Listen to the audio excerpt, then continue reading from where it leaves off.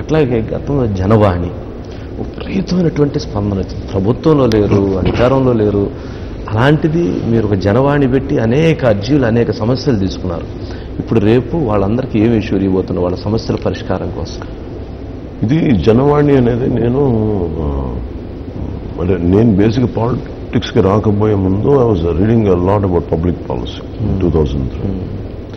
అలాగే హెర్నాండో డిసోటో అని ఒక పెరువియన్ ఎకానమిస్ట్, అతను చెప్పేది ఏంటంటే నువ్వు ఏదైనా సమస్యకు పరిష్కారం కనుగొనాలంటే వెళ్ళి ప్రజల దగ్గరికి వెళ్ళాడు.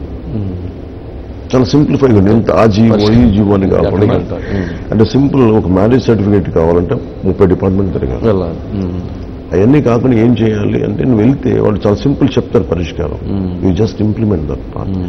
సో ది అదర్ పాత్ అనే ఒక పుస్తకంలో ఇన్స్పిరేషన్ నాకు జనవాణి అని అంతకుముందు చేస్తుండొచ్చేమో కానీ అందరం నాకు వ్యక్తిగతంగా ఆ అదర్ పాత్ అనే పుస్తకంలో హెర్నాండో డిసోటో ప్రతిపాదించని నేను డైరెక్ట్ అందుకు జనం దగ్గరికి వెళ్దాం.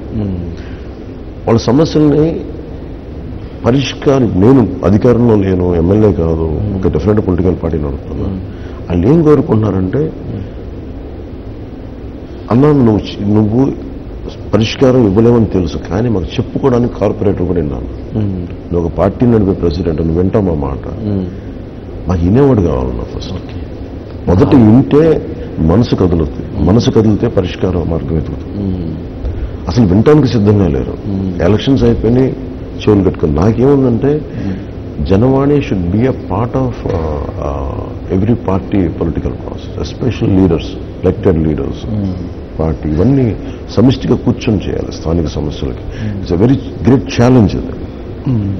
అన్ని సమస్యలకి ఒక మంత్రదండంలో పరిష్కారం ఉండవు కానీ ప్రయత్నమే చేయకపోతే తప్పైపోతుంది. అందుకని ఖచ్చితమైన ప్రయత్నం చేస్తాం. ఇప్పుడు దాంట్లో భాగంగానే అలా వినే 6,000 రూపాయలు అనేది ఎందుకు వచ్చింది దివ్యాంగుల కంటే దానికి 15,000 రూపాయలు ఎందుకు వచ్చిందంటే దాని నుంచి.